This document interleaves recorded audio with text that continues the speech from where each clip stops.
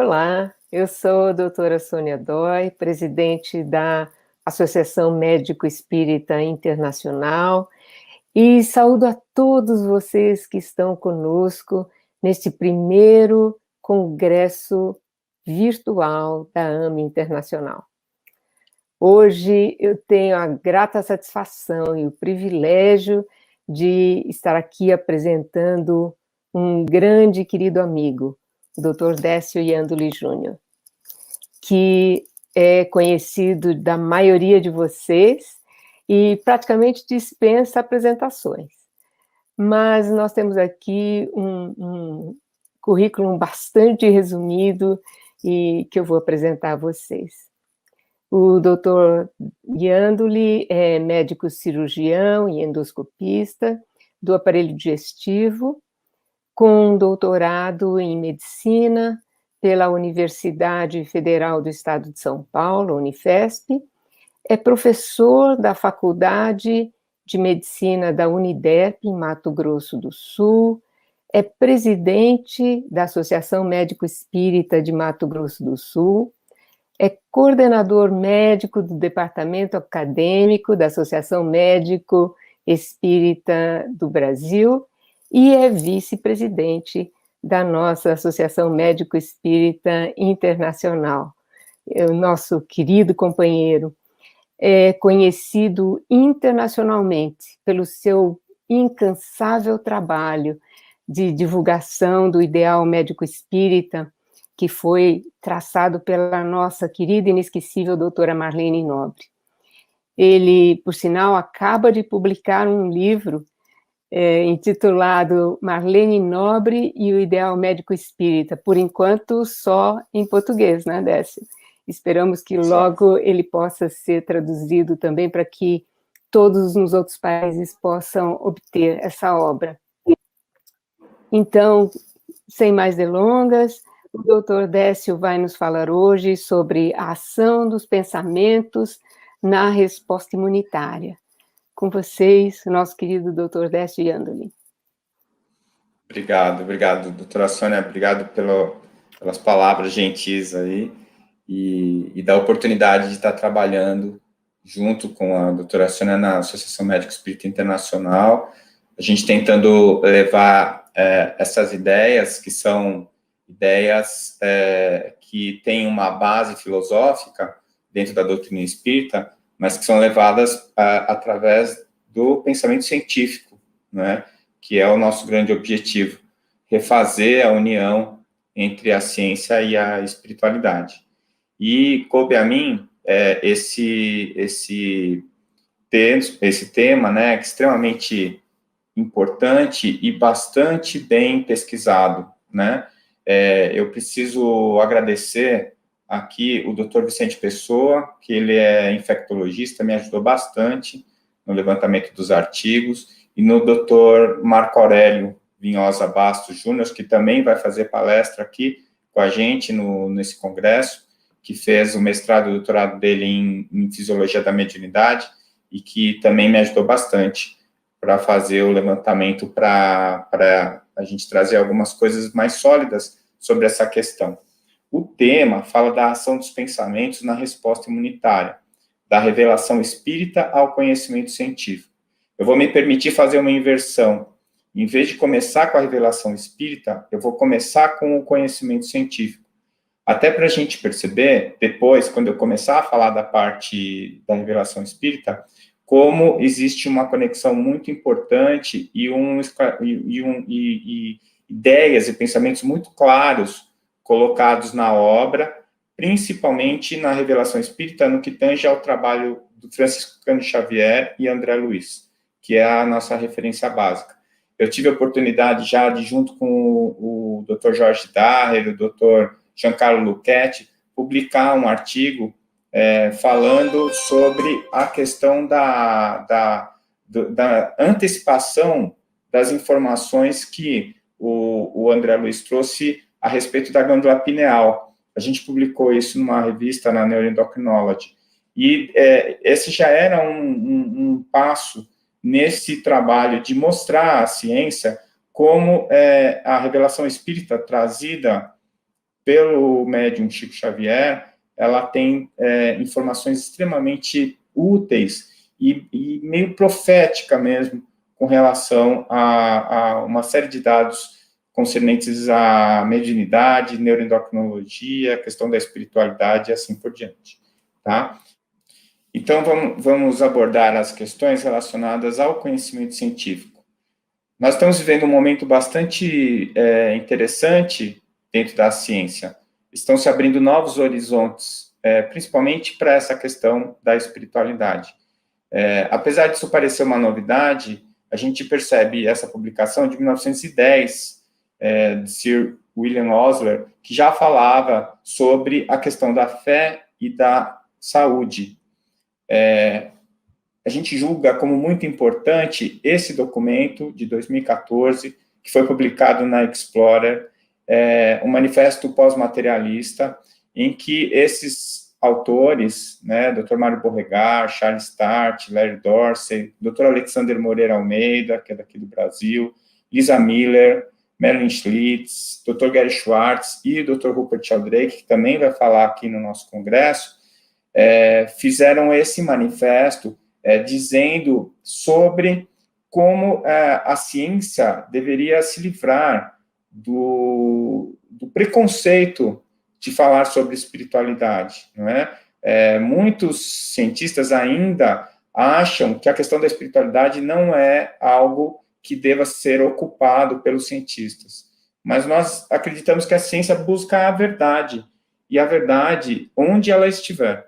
Então, esses autores fizeram esse manifesto, e mais de 300 cientistas já assinaram o manifesto pós-materialista, né? Eu coloquei aqui essa referência do Open Science, onde vocês podem observar a lista dos cientistas que assinaram esse manifesto. Então, eu acho que esse é um marco muito importante quando a gente fala da ciência. Por quê? Porque aqui os cientistas estão dizendo que não existe apenas a matéria. Aqui eles estão afirmando que existe algo além da matéria, que deve ser estudado pela ciência com a mesma seriedade, com os mesmos critérios, com o mesmo rigor, que sempre foi característico do método científico, não é? E nós estamos agora aqui trazendo um pouquinho dessa ciência pós-materialista, né?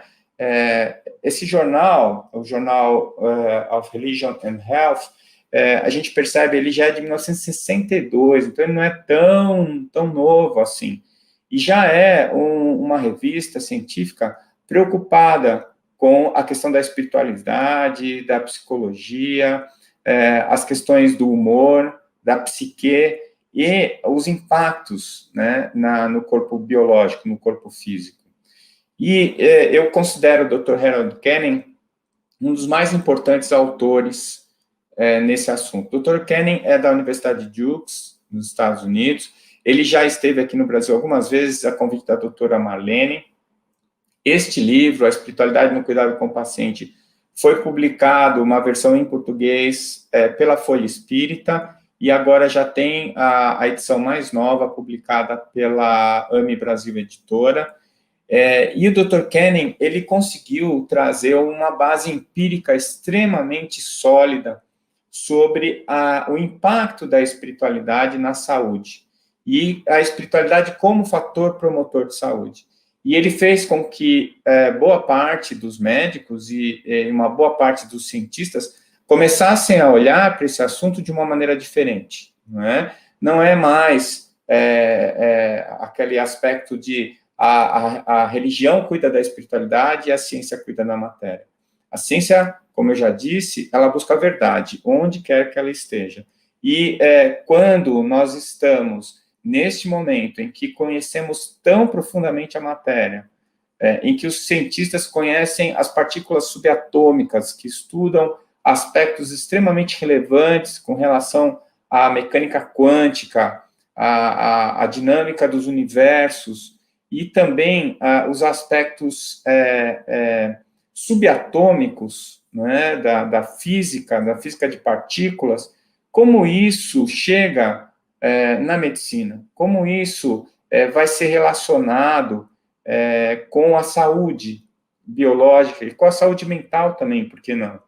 Né? Se nós somos feitos de átomos, de moléculas, nosso corpo é composto de átomos e moléculas, como ignorar que a física de partículas vai trazer informações que seriam relevantes para a medicina, para a fisiologia, para a citologia, para a biologia e assim por diante. Então, nós estamos vivendo esse momento. Aqui, a gente traz alguns elementos, alguns artigos que falam sobre essa questão da espiritualidade relacionada com a saúde de uma maneira geral, né? Tanto na saúde psíquica, né? A espiritualidade de transtornos psicóticos, a espiritualidade na saúde física, nos cuidados paliativos, a relação, né, da questão da espiritualidade com o luto e com a morte, ela é extremamente relevante, extremamente importante. Hoje que a gente está vendo nascer os cuidados paliativos como especialidade médica, a gente percebe como é importante a gente considerar essa questão, e os médicos que cuidam da medicina paliativa já sabem disso, a espiritualidade já é parte integrante dessa especialidade. Então, a gente está vendo nascer uma série de linhas de pesquisa que estão estudando os impactos da espiritualidade, estão fazendo a diferenciação entre espiritualidade e religião, isso é fundamental. Eu tenho a oportunidade, aqui na universidade onde eu leciono, de dar uma introdução sobre saúde e espiritualidade para os alunos, e a primeira coisa que a gente faz é separar o que é religião, do que é religiosidade, do que é espiritualidade, porque isso é muito importante. É claro que a religião faz parte também do contexto social, do contexto psíquico, do contexto espiritual do paciente, mas ela não é a espiritualidade em si. A gente tem defendido a posição de que mesmo os pacientes que não têm religião têm espiritualidade. E essa espiritualidade pode estar bem desenvolvida, pode estar em equilíbrio ou não. E isso tem impacto sobre a saúde biológica e a saúde psíquica dos pacientes. O nosso tema hoje é sobre a questão da imunidade. Então, a gente traz alguns aspectos relacionados a isso. Esse artigo é extremamente importante, que estudou cônjuges, né, ou pais em luto, versus pessoas que não estavam em luto, e eles estudaram essas pessoas 2 semanas após o evento, né, da morte do filho ou dos filhos, e 6 meses após, né, então da forma aguda e a forma crônica, e eles estudaram os aspectos imunológicos, o estado pró-inflamatório e trombótico, né, desses pacientes, que aumentou em até 6 meses após o evento. Então, quanto mais próximo do evento, da morte, maior o estado pró-inflamatório e trombótico desses pacientes, né? Isso mostra como o estado emocional e, obviamente, os pensamentos que estão sendo emitidos a partir desse estado emocional tem impacto sobre o sistema imunológico. Esse outro trabalho, que foi publicado na Behavioral Medicine, ele estudou 260 pacientes que perderam parentes próximos e compararam com 269 que não tinham perdas de luto entre 5 a 63 meses antes, né? Eles tiveram no seu N pacientes que variaram de 34 a 84 anos, e eles perceberam que a interleucina 6, que é um fator eminentemente pró-inflamatório, né, ele é um gerador de inflamação, e a S-selectina, que também é um fator pró-inflamatório, aumentavam mais quanto mais próximo da perda e quanto mais próximos os parentes que morreram, né? Então, o impacto emocional, quanto maior o impacto emocional, e aqui no caso a gente está falando de emoções que a gente vai chamar de negativas, né, de emoções desfavoráveis, aumentou significativamente a interleucina 6 e a S-selectina. mostrando como há uma influência sobre o sistema imunológico. Esse outro trabalho também muito importante estudou crianças, né, que foram maltratadas, né, crianças que sofreram abuso físico ou psíquico, né, ou psicológico. E eles estudaram 29 crianças com um controle de 17 crianças e mostraram que há um aumento absoluto no percentual de linfócitos CD4 helper e CD8 citotóxicos. O que isso significa?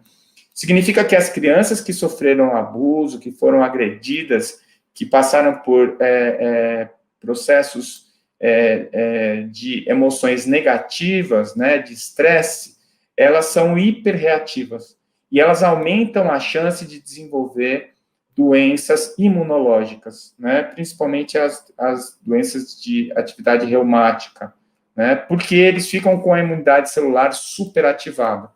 Então, se por um lado a gente percebe uma ação inflamatória aumentada, né, nos pacientes que tiveram perdas, nos adultos que tiveram perdas, nas crianças a gente percebe que também há um impacto que muitas vezes fica registrado, né, mesmo essas crianças já adolescentes ou adultas, elas mantêm um registro da agressão e do abuso por conta de um fator que desbalanceia o seu sistema imunológico. Esse outro trabalho, ele também mostra como a religiosidade, ou praticar serviços religiosos, porque a ida ao serviço religioso é apenas uma forma superficial de avaliar a questão da espiritualidade. A gente tem, desde o trabalho de Alport, que mostra como a religiosidade pode ser intrínseca ou extrínseca, ou seja, a religiosidade extrínseca é aquele indivíduo que frequenta um serviço religioso, mas isso tem um efeito muito mais social, muito mais de convivência social do que propriamente filosófico, do que uma ação na sua maneira de ver o mundo, na sua maneira de reagir às dores, à morte e assim por diante. Então, ele chamou de religiosidade extrínseca aquelas pessoas que frequentam os serviços religiosos, mas não têm um impacto da filosofia religiosa sobre a sua vida. E a religiosidade intrínseca, aqueles indivíduos que têm, sim, esse impacto, que frequentam os serviços religiosos, mas também têm um impacto filosófico, um impacto nas suas vidas. De qualquer maneira, ainda hoje, é válido, não absoluto, mas de uma maneira relativa, a avaliação do grau de espiritualidade do indivíduo pela frequência em serviços religiosos. E esse trabalho mostra isso, né? Com relação à interleucina 6, aquela citoquina que a gente já falou, que tem um fator pró-inflamatório, né? Que ele é um gerador de processo inflamatório. Então, os indivíduos que nunca ou quase nunca vão a serviços religiosos têm mais altos índices de interleucina 6 do que aqueles indivíduos que vão com maior frequência, né? Então, inclusive, a frequência é inversamente proporcional ao nível de interleucina, mostrando que existe, sim, uma ação, uma interferência na prática nas práticas religiosas e na ação inflamatória pela interleucina. Indo de uma maneira mais direta, né, sobre essa questão, e já até buscando alguma forma de interpretar como isso acontece, né, porque fazendo uma revisão, a gente já percebe o seguinte, que não existe muita dúvida no meio científico de que o estado emocional dos pacientes se influencia diretamente no seu estado imunológico. O que não existe ainda é explicações de como isso acontece, por que isso acontece, qual é a fisiologia desse processo, desse evento, né?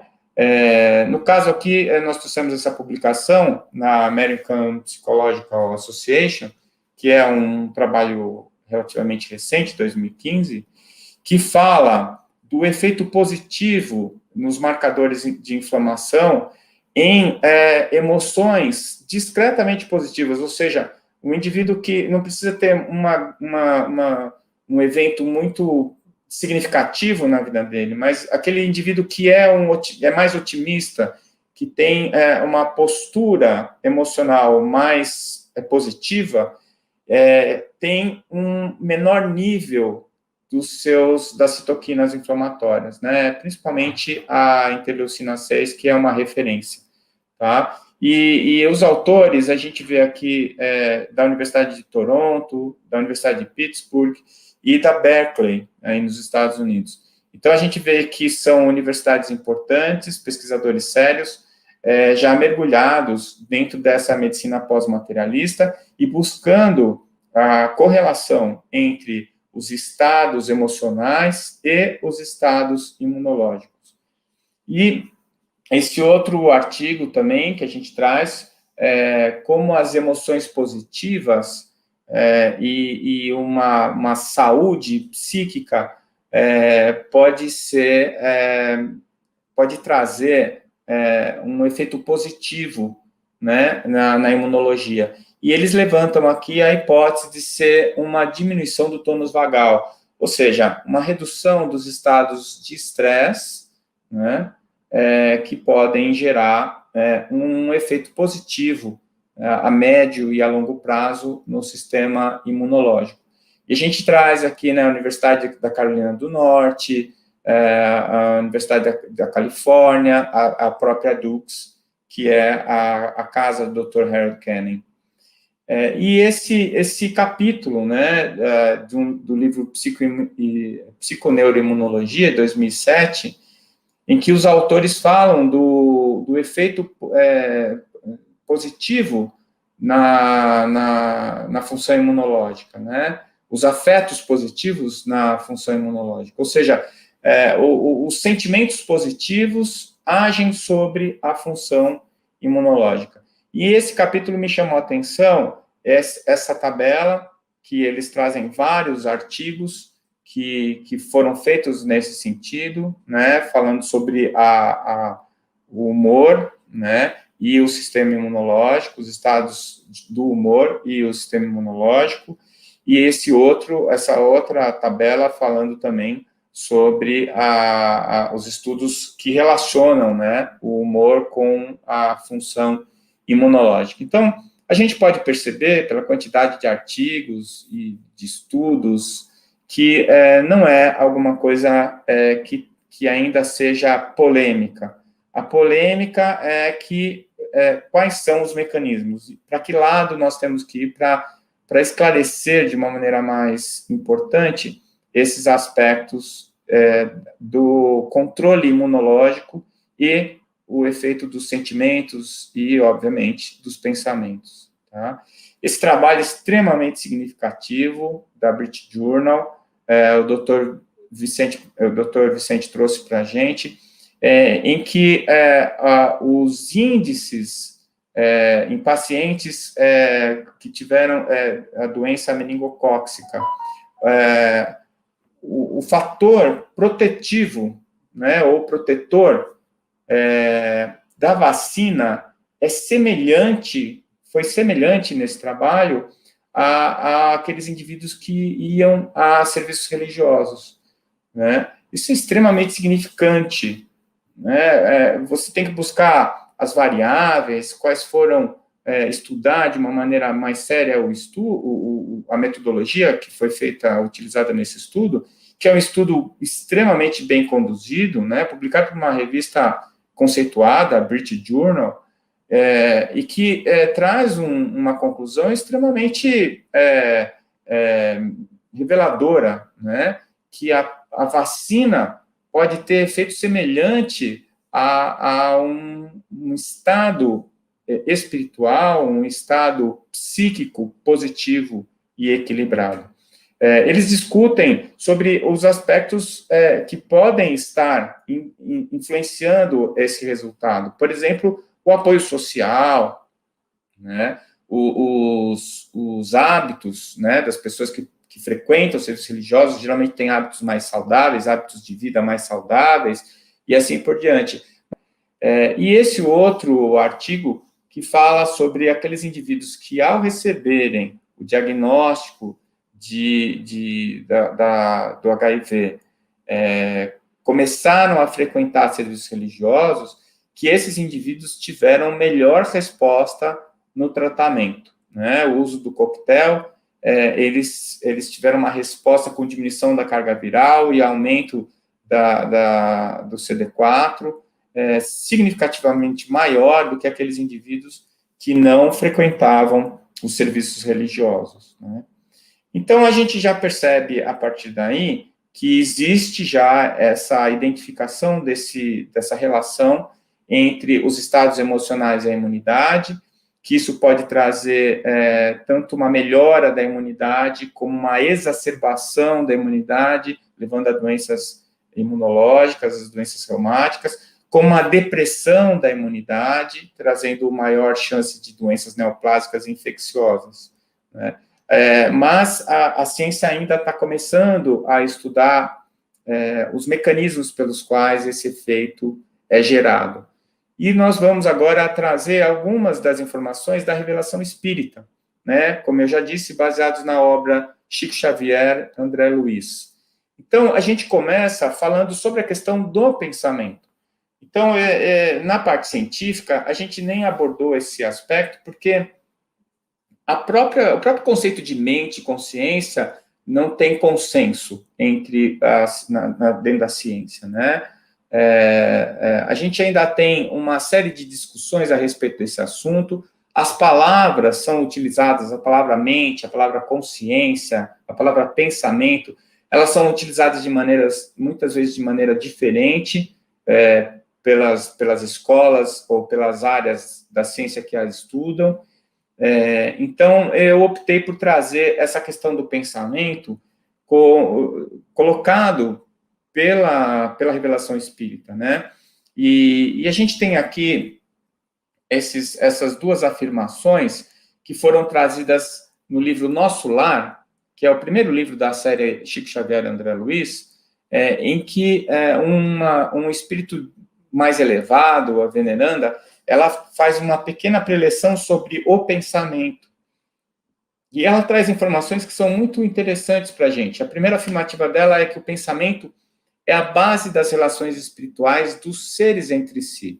Ou seja, não é só a palavra, não é só a presença, não é só a ação mecânica de um sobre o outro, mas o pensamento que nos conecta, né? Isso também é algo que já vem sendo estudado há bastante tempo, a parapsicologia já estudou isso, e nós estamos bem próximos de começar a estudar esse aspecto também no impacto da saúde nos seres humanos, né, e mesmo na saúde dos animais. Então, ela afirma aqui que o pensamento é a base das relações espirituais dos seres entre si, mas que nós não olvidemos que somos milhões de almas dentro do universo. E somos almas algo insubmissas ainda às leis universais. Ou seja, nós somos grãos de areia, né? Milhões de almas dentro do universo, e ainda almas ignorantes, almas que não suspeitam de todas as leis, de todas as verdades, e é por isso que eu já disse e volto a dizer que eu acredito que é a ciência o nosso veículo de condução à verdade. Uma ciência bem conduzida, uma ciência bem realizada, de uma maneira isenta, ela sempre vai nos revelar a verdade, mesmo que demore um pouco. E depois ela afirma que o pensamento em si é a base de todas as mensagens silenciosas da ideia. Então, aquilo que eu falei anteriormente, né, na questão da ciência, o que se mede é o humor, né? As pessoas que estão tristes, as pessoas enlutadas, as pessoas deprimidas. Então, a ideia, que é o produto da alma, acaba gerando o pensamento. O pensamento é o veículo do sentimento, é o veículo da ideia, né?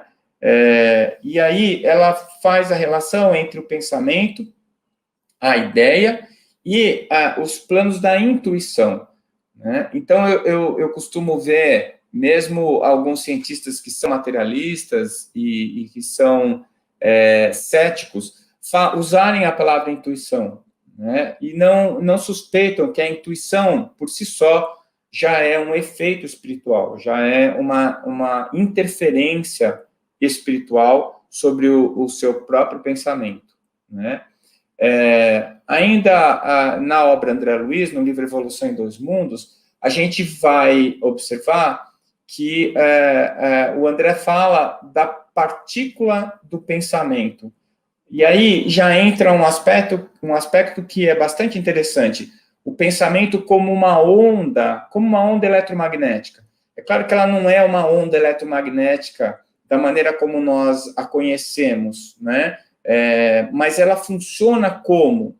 Dentro de uma dimensão diferente, porque ela está viajando no éter a uma velocidade diferente da velocidade das outras ondas eletromagnéticas que nós conhecemos, como as ondas do rádio, por exemplo. Né? Mas ele afirma que há uma partícula de pensamento, né? E que o pensamento é um material fluídico, tá certo? Que o fluido é uma matéria pouco densa, é uma matéria maleável, né? Fluídica, ou, como disse Allan Kardec, e muitos físicos usam essa palavra, seria matéria quintessenciada, né? Uma matéria muito mais sutil, muito mais etérea. E ele fala que a partícula do pensamento, tanto quanto o átomo, é uma unidade, na essência, a subdividir-se, porém, em diversos tipos, conforme a quantidade, a qualidade, comportamento e a trajetória dos componentes que a integram. Então, tanto quanto o átomo, a partícula do pensamento, ela seria utilizada para produção de manifestações diferentes, né? No caso do átomo, de matéria, e no caso das partículas do pensamento, que seriam partículas etéreas, na formação desse pensamento, de acordo com o tipo de pensamento. E o tipo de pensamento vai variar de acordo com o tipo de ideia ou de sentimento que o gerou. E aí ele explica depois, num outro trecho, que o átomo é uma força viva e poderosa na própria contextura, passiva, entretanto, diante da inteligência que a mobiliza, para o bem ou para o mal. E que a partícula do pensamento é, da mesma forma, viva e poderosa na composição em que se derrama do espírito que a produz, mas também igualmente passiva perante o sentimento que lhe dá forma e natureza para o bem e para o mal. Ou seja, tanto o átomo como partícula de pensamento são ferramentas, são instrumentos que vão ser utilizados para manifestarem, no caso do átomo, a forma, e no caso da partícula, a ideia, da partícula do pensamento, a ideia, né? Como é que, então, esse pensamento interage com o corpo físico? Bom, a primeira coisa que a gente precisa chamar atenção é que o André Luiz, ele nos informa que as células, elas são animáculos infinitesimais que se revelam domesticados e ordeiros na colmeia orgânica. Ou seja, as células que formam o nosso corpo são formas bastante rudimentares de vida e que estão a serviço de uma forma mais avançada de vida, que é a nossa alma, a nossa individualidade, ou o nosso princípio inteligente individualizado. Depende de como a gente quiser chamar, né? A gente pode chamar de alma, a gente pode chamar de espírito, tanto faz. Mas, de qualquer maneira, quando nós encarnamos, nós criamos um campo informacional onde esses animáculos infinitesimais se ajeitam, se organizam, segundo a informação, segundo a natureza deste indivíduo mais complexo que o está subjugando. Então, são domesticados, né? São indivíduos rudimentares, formas de vida rudimentar, domesticados, e que obedecem ao pensamento, seja um pensamento simples ou um pensamento complexo, que lhes comanda a existência. Então, isso vale para nós, seres humanos, mas também vale para os animais que estão abaixo de nós na escala evolutiva, na escala filogenética do planeta. todos os animais que são que tem diversidade ou diferenciação celular, né, multicelulares, esses animais, eles são já uma forma de inteligência mais complexa e que vão subjugar essas formas mais primitivas que são as células. Então, ele nos informa que múltiplas formas que vão se adaptar às funções que lhes competem, e isso daqui também é uma coisa que é bastante importante quando a gente pensa na questão da embriologia, porque existe aqui uma explicação bastante plausível para como que as células vão se diferenciar e como elas vão buscar a posição adequada, né, dentro das 3 dimensões, para se transformarem em célula nervosa, em célula muscular, em célula gordurosa, mesmo todas elas tendo no seu núcleo as mesmas informações genéticas. Então, o que faria uma célula subir, né, ir para a porção mais cranial do animal e se transformar em uma célula nervosa, e o que faz a outra célula descer e ir para um membro para se transformar em uma célula muscular? Quer dizer, essa diferenciação celular, por que ela ocorre? Onde está o comando que vai fazer com que essa célula adquira essa diferenciação e esse posicionamento, né? Então, ele fala aqui que são múltiplas formas adaptando-se à função que lhe compete no veículo de manifestação da criatura, que temporariamente a segrega. E aqui está falando da questão da questão dos ciclos, né? Encarnado e desencarnado, encarnado e desencarnado. A maneira de peças eletromagnéticas inteligentes, que seriam as células, em uma máquina eletromagnética super inteligente. Então, essas formas rudimentares de vida, que são as células, servindo a formas mais inteligentes de vida, que seria o animal pluricelular, o animal mais complexo, como um mamífero, ou como nós mesmos, os seres humanos, tá? E atendendo com precisão matemática aos apelos da mente, ou seja, por serem rudimentares, elas não têm vontade própria, elas têm um automatismo celular, que a gente conhece muito bem pela citologia e pela biologia, e nós temos como influenciar a função dessa célula, agindo sobre o seu núcleo e determinando as proteínas que seriam ligadas, que seriam sintetizadas ou não, os genes que seriam manifestos ou não. Então, ele ainda continua explicando que verte o pensamento ou o fluido mental. Então, aqui ele compara o pensamento com o fluido, mais uma vez, trazendo a informação de que o pensamento é uma forma material, ou seja, seria uma onda eletromagnética supraluminal que traz em si, né, programando dentro do seu conteúdo a informação da ideia ou do sentimento. E que isso seria uma secreção sutil, não do cérebro, mas da mente. Então, a mente produz o pensamento através das suas ideias e sentimentos.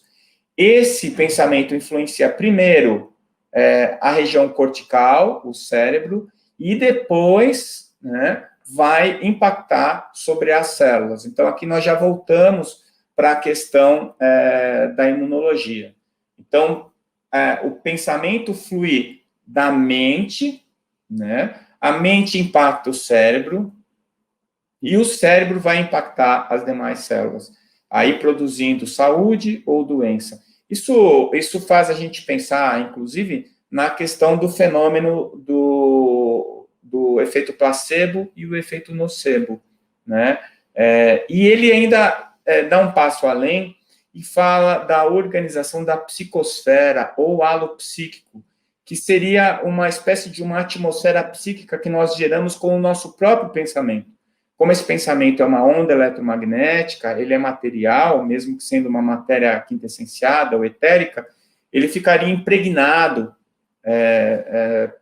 no nosso cérebro, induzindo o nosso cérebro a um pensamento repetitivo, né, como se fosse um looping.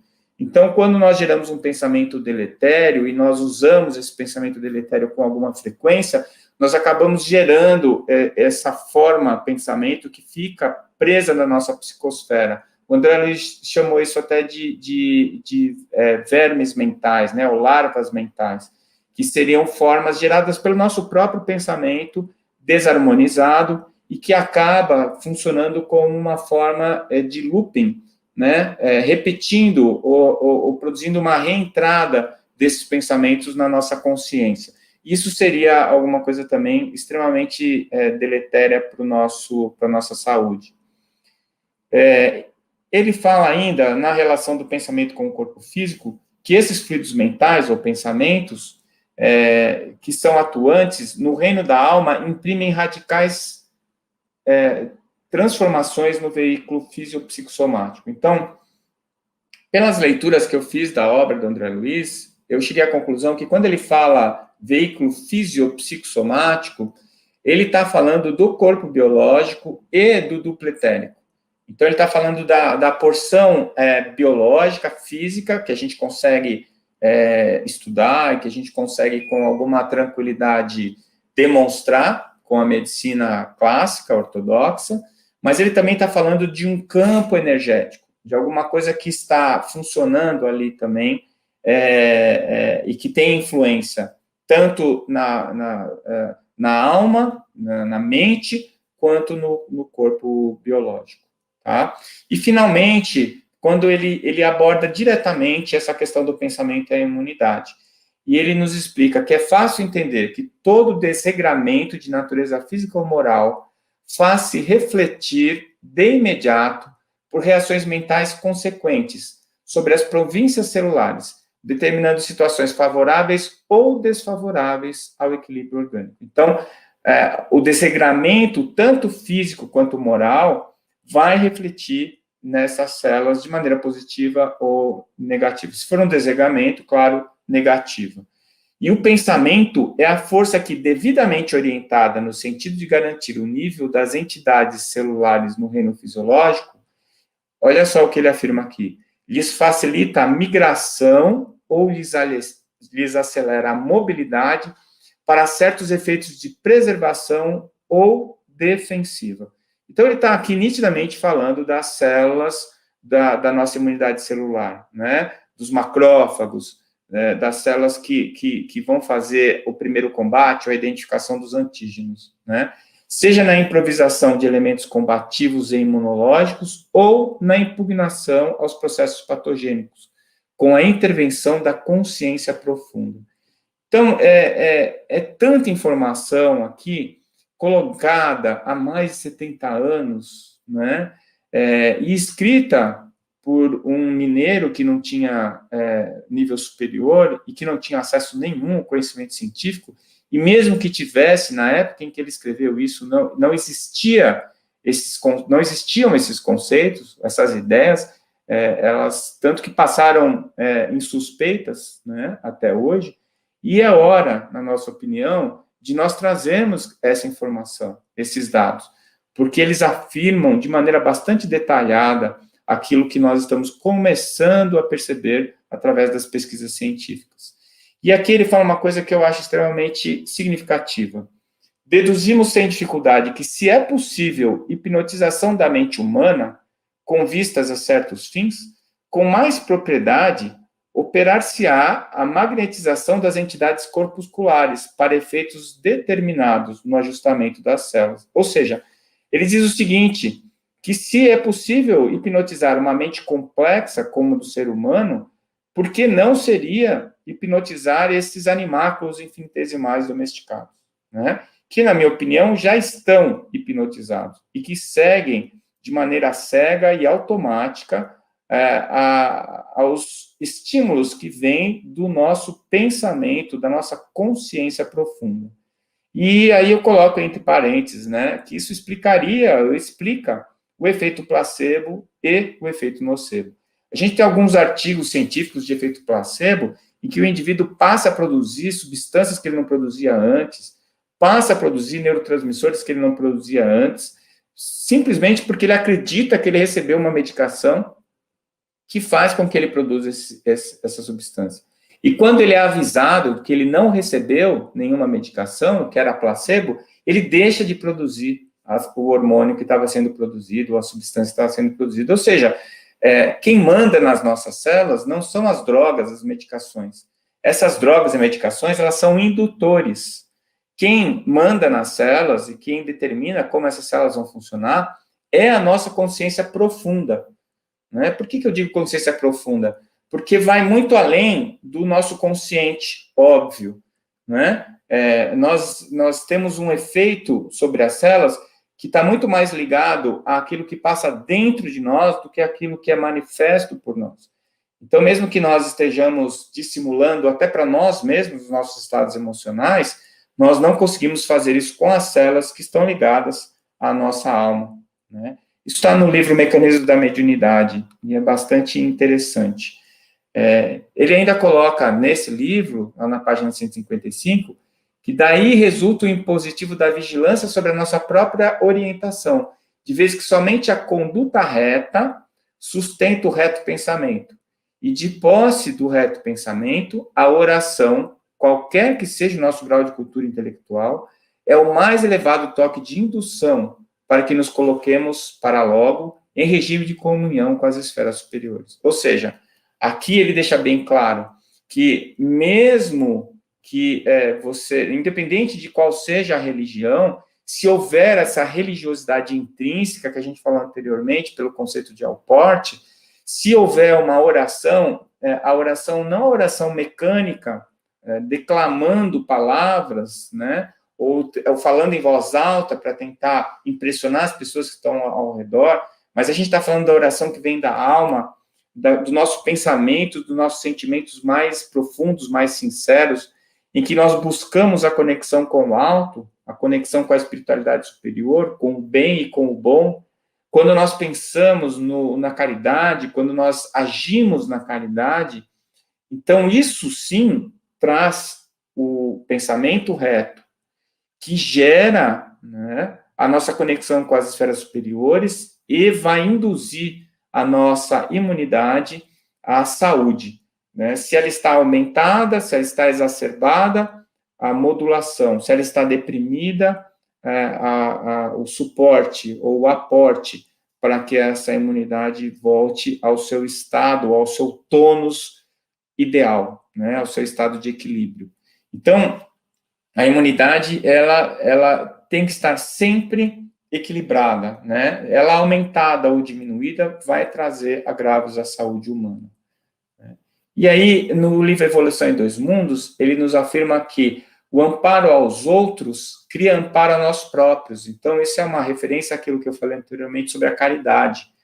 Motivo porque os princípios de Jesus, desterrando de nós a animalidade, o orgulho, a vaidade, a cobiça, a crueldade, a avareza, e exortando-nos à simplicidade, à humildade, à fraternidade sem limites e ao perdão incondicional, estabelece, quando observados, a imunologia perfeita em nossa vida. Ou seja, se nós deixarmos de lado os nossos desvios do bem e do bom, né, do orgulho, da animalidade, da vaidade, da cobiça, se nós estimularmos em nossas vidas a simplicidade, a humildade, a fraternidade, nós vamos encontrar a imunologia perfeita, né? Fortalecendo o poder da mente na autodefensiva contra todos os elementos destruidores e degradantes que nos cercam, sejam os patógenos, sejam micro-organismos, sejam efeitos físicos da natureza, né, agravos do ambiente, todos esses agravos, todas essas agressões, elas serão menos nocivas, né, menos virulentas, na medida em que nós desenvolvamos em nós esses aspectos que nos conectam ao alto, né, a Deus. E isso é uma lei natural. E é por conta dessa lei natural que nós vamos sendo conduzidos, de uma forma ou de outra, à evolução. A evolução não só biológica, do corpo físico, mas principalmente a evolução das nossas mentes, das nossas almas, dos nossos espíritos. Nós temos na Associação Médico Espírita do Brasil, na Associação Médico Espírita Internacional, nós temos tentado produzir textos, né, fazendo essa conexão entre a ciência e a espiritualidade. Nós temos publicado alguns livros, né, alguns deles já sendo traduzidos para o inglês, na tentativa de expandir essas ideias, né, para poderem ser avaliadas pelos nossos colegas dos Estados Unidos, da Inglaterra, ou do mundo inteiro, né, por causa que o inglês é uma das línguas mais conhecidas. Então, a nossa ideia é trazer essas ideias para serem avaliadas. Então, estamos tentando, fazendo nosso esforço para que isso ocorra.